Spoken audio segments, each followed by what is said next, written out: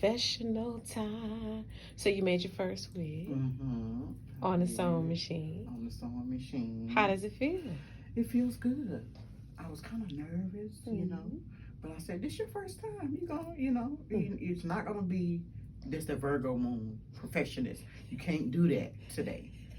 So, you know, maybe after your sixth time, then you can."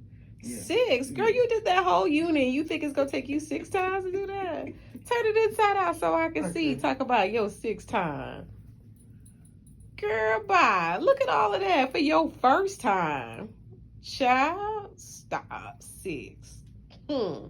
First time on the sewing machine.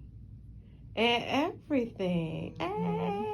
Anything you want to tell the next student that comes in my class? I always ask for the honest confessionals. Okay. I liked it. You made a right choice.